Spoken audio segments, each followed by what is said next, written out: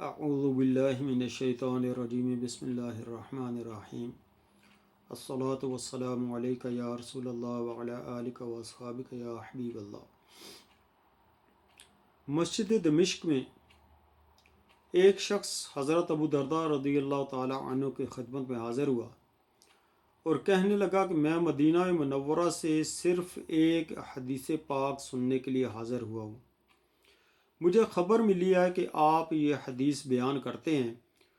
میں کسی اور کام کے لیے نہیں آیا۔ حضرت ابو درداء رضی اللہ تعالی عنہ نے فرمایا کہ میں نے رسول اللہ صلی اللہ تعالی علیہ وآلہ وسلم کو یہ فرماتے ہوئے سنا کہ جو شخص علم کی طلب میں کسی راستہ پر چلے، اللہ تعالیٰ اس کو جنت کے راستہ پر لے جاتا ہے، اور طالب علم کی خوشنودی کے لیے فرشتے اپنے بازو بچھا دیتے ہیں، اور عالم کے لیے آسمان والے اور زمین والے اور پانی کے اندر مچھلیاں یہ سب استغفار کرتے ہیں۔ اور عالم کی فضیلت عابد پر ایسی ہے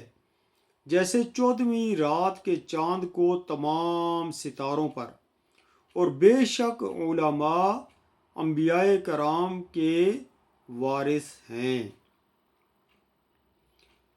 اس حدیث پاک سے بہت سے مدنی پھول ملتے ہیں۔ مثال کے طور پر بزرگان دین میں بہت جذبہ ہوا کرتا تھا کہ وہ دین کا علم حاصل کریں۔ جہاں سے انہیں کوئی حدیث پاک ملتی تھی، اس کو حاصل کرنے کے لیے وہ بڑے بڑے سفر اختیار کیا کرتے تھے۔ تو اس شخص نے بھی جو مدینہ منورہ سے دمشق کا سفر کیا، وہ صرف ایک حدیث پاک سننے کے لیے اس نے یہ سفر کیا، اس لیے کہ ان کے دل میں دین حاصل کرنے کی، علم حاصل کرنے کی قدر ہوا کرتی تھی۔ وہ اسے ویلیویبل جانتے تھے، اس لیے کہ وہ اس پر عمل کرتے تھے۔ اور یہ بھی نہیں تھا کہ وہ شخص کسی کام کے لیے گیا، کسی تجارت کے لیے گیا، کسی فیملی ممبر سے ملنے کے لیے گیا، اور پھر ساتھ ہی جو ہے وہ اس نے سوچا کہ یہ بھی علم، دین کا علم بھی حاصل کر لیا جائے۔ یہ بات بھی نہیں تھی۔ وہ صرف اور صرف نبی کریم صلی اللہ تعالیٰ علیہ وسلم کی ایک حدیث پاک حاصل کرنے کے لیے گیا تھا۔ اور حضرت ابو درداء رضی اللہ تعالیٰ عنہ نے بھی اسے کتنی پیاری خبر سنائی، کتنی پیاری حدیث پاک سنائی کہ جو بندہ علم حاصل کرنے کے لیے کسی راستے پر چلتا ہے تو اللہ تعالیٰ اس کو جنت کے راستے پر لے جاتا ہے۔ اس کی شرح میں علماء کرام نے بہت تفصیل لکھی ہے کہ جنت کے راستے پر لے جانا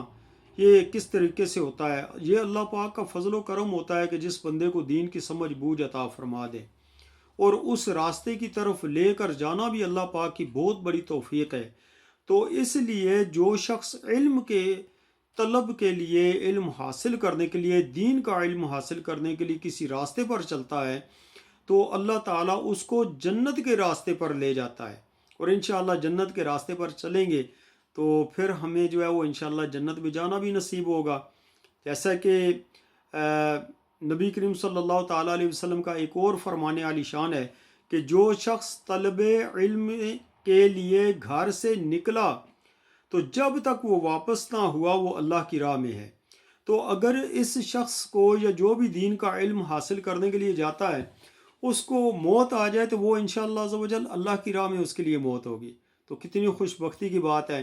کہ بندہ گھر سے دین کا علم حاصل کرنے کے لیے نکلے اور اس راہ میں اسے موت آ جائے۔ مرنا تو ہے ایک دن،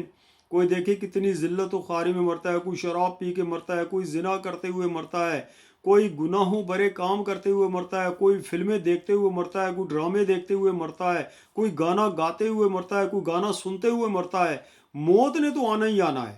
تو کیوں نہ موت ایسی آئے کہ جس پر بندے کو آخرت میں اچھے درجات ملے، اللہ پاک کی رضا حاصل ہو جائے۔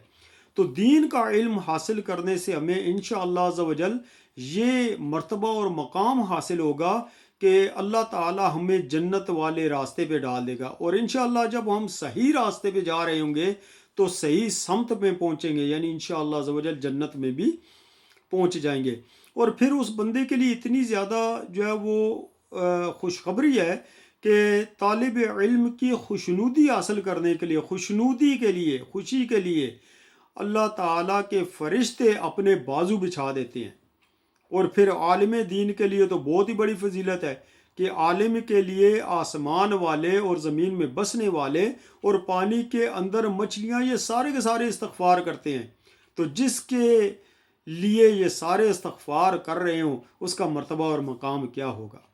اور پھر عالم کی فضیلت عابد پر ایسی ہے، عالم کی فضیلت عبادت گزار پر ایسی ہے کہ جیسے 14ویں رات کے چاند کو تمام ستاروں پر فضیلت حاصل ہوتی ہے۔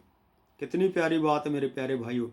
کہ 14ویں کی رات ہو تو اس میں چمکتا ہوا چاند اور چمکتے ہوئے ستارے، اور ان ستاروں کے درمیان میں جو ہے وہ چاند کا چمکنا اور چاند کی روشنی، تو جس طرح اس چاند کو ان ستاروں پر فضیلت حاصل ہوتی ہے،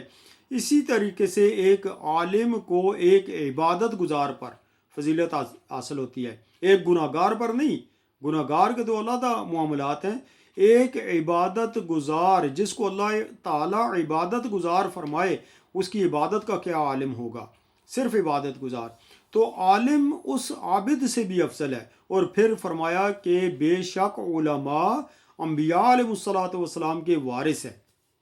تو الحمدللہ یہ اتنی پیاری حدیث پاک اسے سننے کو ملی، اور اس کی برکت سے ہمیں بھی سننے کو ملی، ہمیں بھی پڑھنے کو ملی، ہمیں بھی سننے کو ملی۔ تو اللہ تعالیٰ سے دعا ہے کہ اللہ تعالیٰ ہمیں بھی علم دین حاصل کرنے کی توفیق عطا فرمائے۔ اور پھر دیکھیے کہ دنیا کے لیے کتنے دھکے کھاتے ہیں ہم۔ کسی کو دیکھو ڈگریاں کرنے کے لیے جو ہے پاکستان سے امریکہ کا سفر کرتا ہے، انگلینڈ کا سفر کرتا ہے، یورپ کا سفر کرتا ہے، دنیا کے مختلف ممالک میں جاتا ہے، اتنا زیادہ پیسہ خرچ کرتا ہے، اور تب کہیں جا کر اتنی ٹھوکریں کھانے کے بعد اسے دنیا کی تعلیم حاصل ہوتی ہے۔ اور دنیاوی تعلیم کی یہ گارنٹی بھی نہیں ہے کہ دنیاوی تعلیم حاصل کرنے کے بعد وہ اسے کوئی فائدہ دے گی۔ مثال کے طور پہ ایک واقعہ آپ کی خدمت میں عرض کرتا ہوں، ویڈیو لمبی ہوتی جا رہی ہے۔ ایک واقعہ آپ کی خدمت میں عرض کرتا ہوں کہ پاکستان کا ایک شہر، اس شہر کا نام میں نہیں لوں گا، ہو سکتا ہے کہ اس کے جاننے والے جو ہے وہ یہ واقعہ سنے تو وہ کہے کہ ہمارے بارے میں بات کر رہا ہے، تو اس طرح شہر کا نام نہیں لوں گا، بہت بڑا شہر ہے۔ تو وہاں کا ایک ڈپٹی کمشنر تھا، اس کا بیٹا تھا، تو اس نے اپنے بیٹے کو بہت اچھی تعلیم دی پاکستان کے اندر، چونکہ ایسوں بندوں کا پیسہ بھی ایسے ہی ہوتا ہے، حلال حرام مکس کیا ہوا ہوتا ہے۔ تو بہرحال اس نے اپنے بیٹے کو بہت اچھی دنیاوی تعلیم دی، اور پھر اسے اعلیٰ تعلیم کے لیے ڈاکٹر کی بڑی جو ہے وہ اعلیٰ سرجن کی ڈگری حاصل کرنے کے لیے اس نے یورپ کے کسی ملک میں بھیج دیا۔ تو اس نے ڈگری حاصل کی، ڈگری حاصل کر کے واپس آیا، باپ کے پاس پیسہ تو بہت تھا، اب وہ باپ نے ایک بہت بہترین قسم کا ہاسپٹل اسے بنا کر دیا، اس نے اس کا علاج کرنا شروع کر دیا۔ ایک دن اللہ کا کرنا ایسا ہوا کہ اس کا باپ بیمار ہو گیا۔ اب باپ بیمار ہو گیا تو اس نے بہت کوشش کی، بڑی کوشش کی کسی طرح باپ بچ جائے، لیکن ظاہر ہے کہ بیماری کا علاج ہوتا ہے لیکن موت کا کوئی علاج نہیں ہے۔ تو اس کا باپ بھی اسی طرح جو ہے وہ اس بیماری کے اندر فوت ہو گیا، مر گیا۔ تو اللہ پاک اس کی بخشش فرمائے۔ تو ہمیں کسی سے دشمنی نہیں ہے، ہر جان نے سے جانا ہے، اس دنیا سے ایک دن جانا ہے، تو اللہ پاک اس کی بخشش و مغفرت فرمائے۔ تو باپ مر گیا، اب بیٹے نے کفن دفن کا انتظام کیا۔ جب جنازے پہ کھڑے ہوئے تو بیٹے نے دھاڑے مار مار کر رونا شروع کر دیا۔ اب بندے آتے اسے تسلی دیتے کہ بھائی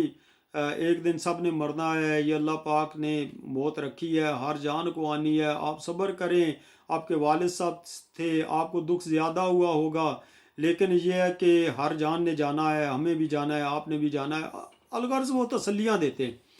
تو ایک جو ہے وہ مبلغ ان کے پاس حاضر ہوئے، تعزیت انہوں نے بھی کی اچھے الفاظ میں، اور کہنے لگے کہ آپ کے والد صاحب اس دنیا سے چلے گئے ہیں، افسوس ہے، تو آپ بھی صبر کریں، اللہ پاک اس کی بہتر جزا عطا کرے گا۔ تو اس ڈاکٹر بیٹے نے اس وقت وہ بات کی کہ دلوں کو چیر دینے والی بات تھی۔ اس بیٹے نے کہا کہ بھائی آپ مجھے کہتے ہو کہ صبر کرو، میں صبر کر رہا ہوں، لیکن اصل مسئلہ یہ ہے کہ میں رو اس وجہ سے رہا ہوں، اس وجہ سے میری چیخیں نکل رہی ہیں کہ میرے باپ نے مجھے دنیا کی تعلیم دینے کے لیے دوسرے ممالک میں بھی بھیجا، وہاں سے میں ڈگریاں حاصل کر کے لایا، میرے باپ نے مجھے ہاسپٹل بنا کر دیا، اتنا عالی شان ہاسپٹل بنایا ہے اور اس میں میں کام کر رہا ہوں، لیکن آج میرا باپ فوت ہو گیا ہے اور مجھے نہیں معلوم کہ اس کے جنازے میں نے کیا پڑھنا ہے۔ دنیا کی تعلیم تو دی ہے باپ نے، لیکن آخرت کی تعلیم نہیں دی، دین کا علم مجھے نہیں سکھایا، اس لیے باپ کا جنازہ سامنے پڑا ہوا ہے اور مجھے نہیں معلوم کہ میں باپ کے لیے کون سی دعا پڑھوں گا۔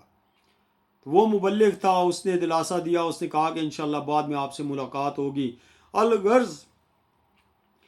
بعد وہ مبلغ جو ہے وہ اس سے ملنے کے لیے گیا اور اس سے بتایا کہ ابھی بھی آپ کی عمر بہت زیادہ جو ہے وہ انشاءاللہ لگتا ہے کہ ہے، تو آپ کے پاس وقت ہے، آپ دین کا علم حاصل کر لیں۔ اس سے سمجھایا تو اس نے الحمدللہ دین کا علم حاصل کرنا شروع کر دیا۔ اور پھر ایسا بھی ہوا کہ ایک دن وہ مبلغ وہ ڈاکٹر جو ہے وہ جنازے پڑھا رہا تھا، وہ نکاح پڑھانا بھی جانتا تھا، وہ جو ہے وہ دین کے باقی مسائل بھی جانتا تھا، اور ایک اچھا مبلغ بن کر دین کی خدمت بھی کر رہا تھا اور اپنی دنیا میں بھی لوگوں کی خدمت ڈاکٹر ہونے کے حساب سے کر رہا تھا۔ تو اصل مسئلہ یہ ہے کہ ہم لوگ دین کا علم اسے معاذ اللہ ایک معمولی سا خیال کرتے ہیں۔ مثال کے طور پہ اگر کسی کو کہا جائے نا کہ بھائی اپنے بیٹے کو دین کا علم دلاؤ، کسی مسجد میں امام لگ جائے گا، وہ کہتا ہے دین کا علم پڑھاؤں، میں اپنے بیٹے کو دین کا علم پڑھاؤں؟ تو بھائی دین کا علم جو ہے وہ آخرت میں کام آئے گا، اسے جنت کے راستے پہ لے کے جائے گا، فرشتے اس کے لیے بازو بچھائیں گے، اس کے لیے زمین والے، آسمان والے، سمندر کے اندر کی مچھلیاں تک جو ہے وہ اس کے لیے استغفار کریں گی، وہ انبیاء کرام علیہ الصلوۃ والسلام کا وارث ہوگا۔ تو ہمیں یہ بات کیوں نہیں سمجھ آتی ہے؟ میرے پیارے پیارے بھائیوں، ہمیں یہ چاہیے کہ ہم دین کا علم حاصل کریں اور دین کے علم پر عمل کرنے کی کوشش کریں اور دین کا علم آگے پھیلانے کی کوشش کریں، دنیا کا علم بھی حاصل کریں اور اس سے جائز طریقے کی، حلال طریقے کی کمائی حاصل کریں اور اپنے گھر والوں کی پرورش جو ہے وہ اچھے طریقے سے کریں۔ تو یاد رکھیں کہ ورنہ یہی بات ہوگی کہ اگر ہم نے دین کا علم حاصل نہ کیا تو ہمارا بیٹا کھڑا ہوگا، اسے پتہ بھی نہیں ہوگا کون سی دعا پڑھنی ہے، لوگوں سے شرم کے مارے میں وہ ہاتھ باندھ کے کھڑا ہوگا جنازے کے پیچھے اور کچھ بھی پڑھ نہیں رہا ہوگا، یا صرف ہونٹ ہلا رہا ہوگا کہ لوگوں کو پتہ چلے کہ یہ کچھ کر رہا ہے۔ اب پتہ نہیں وہ بد دعائیں دے رہا ہے اپنے باپ کو یا دعائیں دے رہا ہے، اس کی کچھ سمجھ نہیں آتی ہے۔ تو اس وجہ سے اپنی اولاد کو دنیا پڑھائیں، اس سے کوئی جو ہے وہ مسئلہ نہیں ہے۔ اپنی اولاد کی اچھی تعلیم کا بندوبست کریں، اچھی تربیت کا بندوبست کریں، لیکن ساتھ ہی اسے دین کا علم بھی پڑھائیں۔ اللہ تعالیٰ مجھے بھی دین کا علم پڑھنے کی، اس پر عمل کرنے کی توفیق عطا فرمائے اور آپ کو بھی دین کا علم حاصل کرنے کی توفیق عطا فرمائے۔ آمین بجاہ النبی الامین صلی اللہ تعالی علیہ وآلہ وسلم۔